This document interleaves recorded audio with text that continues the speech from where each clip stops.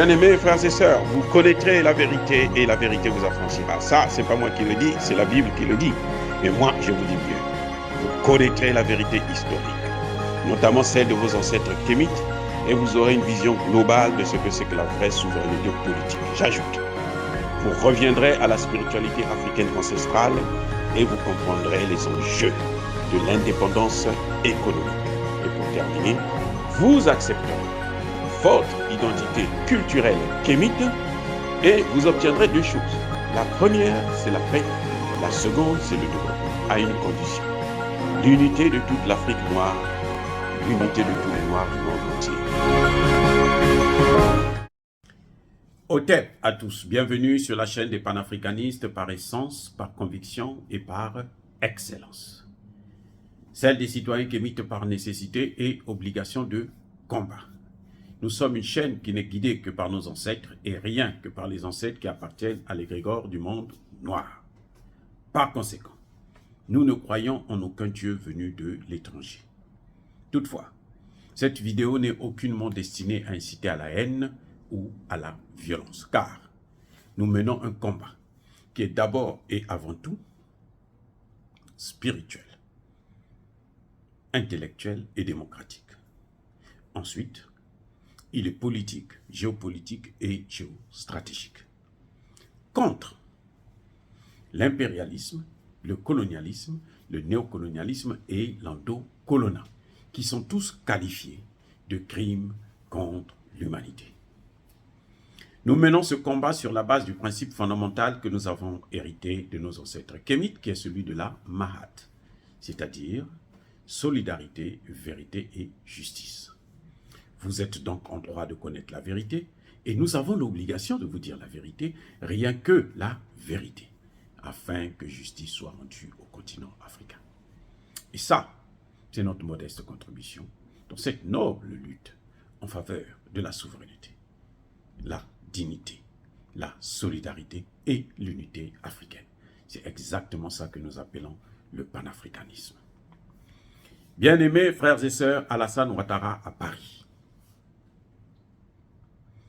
Comme d'habitude, Alassane Ouattara se rend à Paris, il survole le Burkina Faso pour aller parler des problèmes du Burkina Faso avec Emmanuel Macron.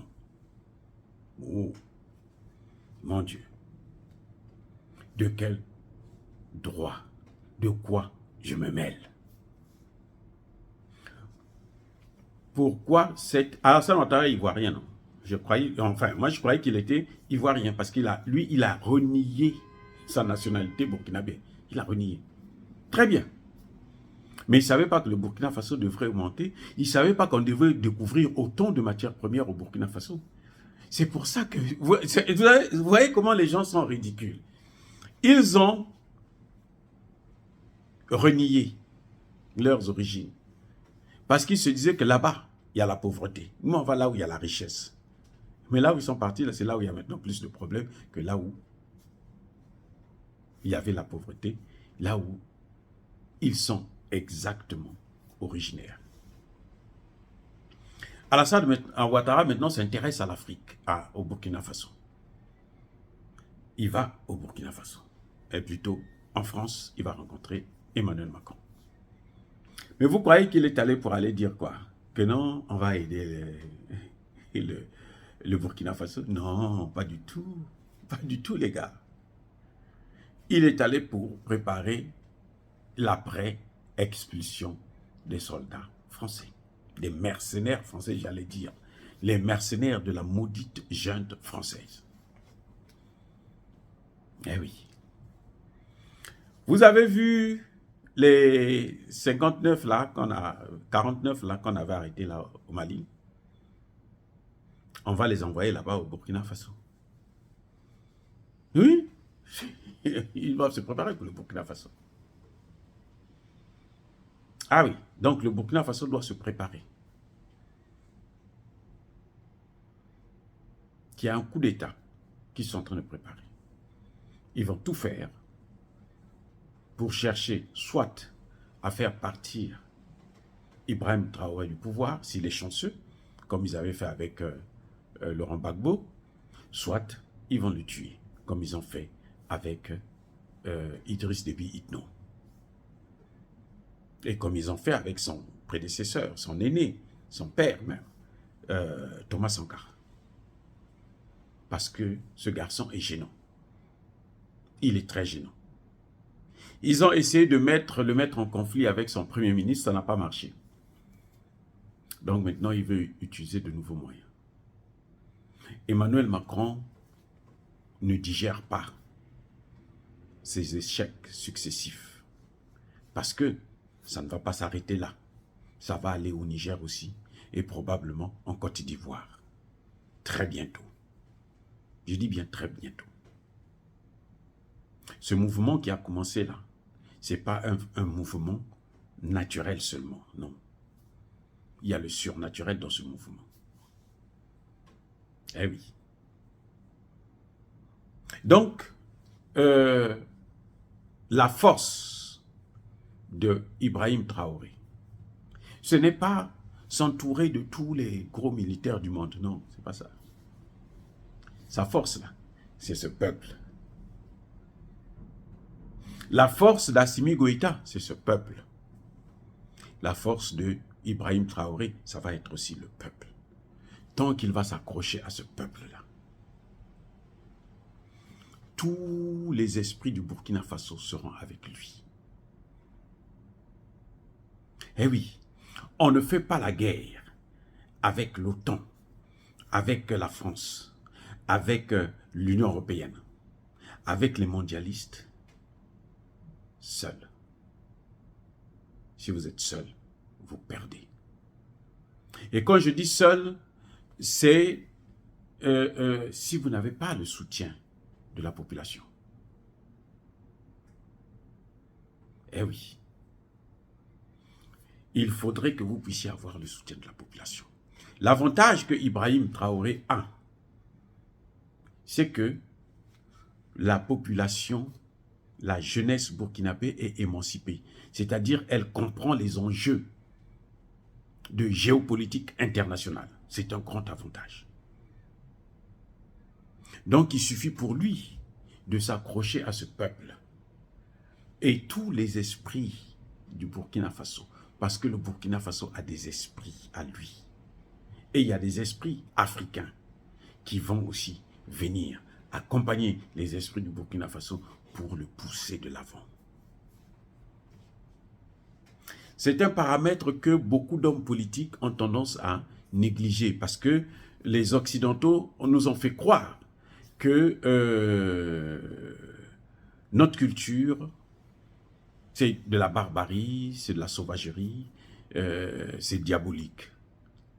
Mais je vous dis tout simplement, c'est ce que je reproche d'ailleurs à Tshisekedi, de ne pas respecter cette culture, de quitter son pays pour aller régler les problèmes de son pays à l'étranger. Non, il passe son temps à voyager de pays en pays. Ce n'est pas un touriste. Tu dois rester là, parce qu'il est là pour la population, pour écouter cette population. Tu ne peux pas l'écouter si tu es à l'étranger. Je suis désolé. Tu ne peux pas comprendre ce peuple-là si tu es à l'étranger. C'est là, sur place, que tu dois rester. Eh oui, les grandes rencontres, les rencontres les plus importantes, tu dois les faire chez toi. Les gens doivent venir te voir là. Il a eu le temps de voyager. La situation ne cesse de s'aggraver. Maintenant qu'il s'asseye, qu'il écoute, qu'il aille sur le terrain. Est-ce que vous l'avez vu aller à Goma? Est-ce que vous l'avez vu aller à Goma? Il n'a qu'à partir pour écouter, pour voir ces populations, la souffrance. C'est comme ça que les esprits te parlent et te guident.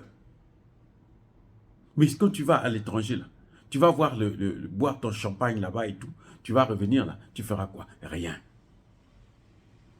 Donc, Alassane Ouattara n'est pas parti pour penser comment soutenir le Burkina Faso. S'il voulait soutenir le Burkina Faso, il pouvait appeler Ibrahim Traoré. Il peut aller se... Je préfère encore de loin Sissoko, qui est allé le voir, lui dire ce qu'il pensait, et puis il est allé en France rendre des comptes. À la fin, Alassane Ouattara a le mépris de ces nouveaux leaders qui sont en train d'apparaître. Parce que ils ne sont pas sur la même longueur d'onde. C'est ça qui l'embête. Il a ce mépris-là. Et parce qu'il veut avoir des chefs d'État des pays qui sont à sa solde, parce que lui, il a été à la Banque mondiale et au FMI, là où d'ailleurs il n'a rien fait, il n'a fait qu'endetter les pays africains. C'est Alassane Ouattara qui a poussé l'essentiel des pays africains vers le FMI et ils sont tous hyper, super endettés. Donc, je répète encore, le président Ibrahim Traoré doit faire très attention maintenant. Je sais qu'il le sait, parce que je sais qu'il est très intelligent. Et surtout, que son premier ministre comprenne qu'il n'a pas besoin de se mettre en porte-à-faux avec le président Ibrahim Traoré. Parce que le peuple là, qui les soutient là, qui soutient le premier ministre là, c'est parce qu'il a soutenu Ibrahim Traoré. S'il n'avait pas soutenu Ibrahim Traoré, il n'allait pas soutenir le premier ministre. Et si Ibrahim Traoré n'est pas là, qu'il ne croit pas que lui, il aura le soutien du peuple. Oui, c'est ça. Donc, il faut que les deux évitent de se mettre en conflit et d'ouvrir l'œil. Mais quand vous voyez qu'on vous attaque comme ça veut dire que vous êtes sur la bonne voie.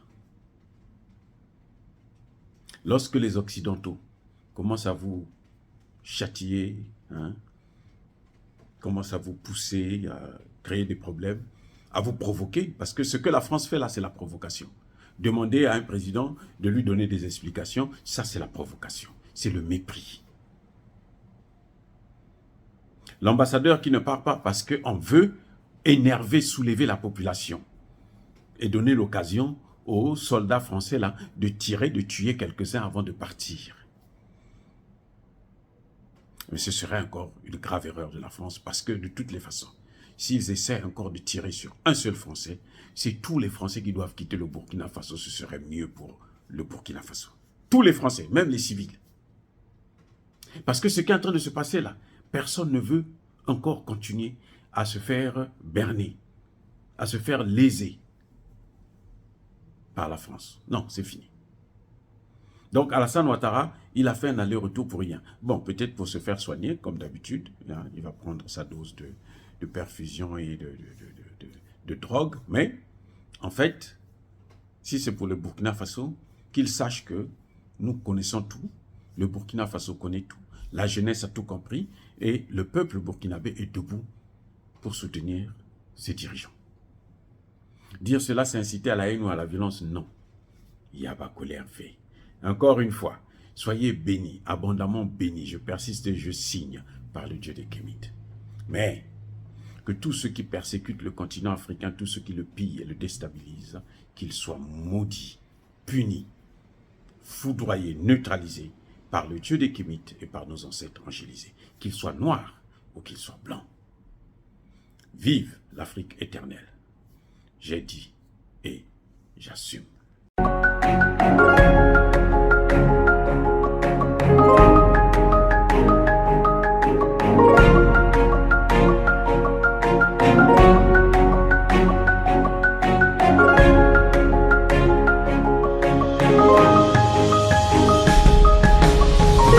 Eux, ils marchent par la foi et non par la vue.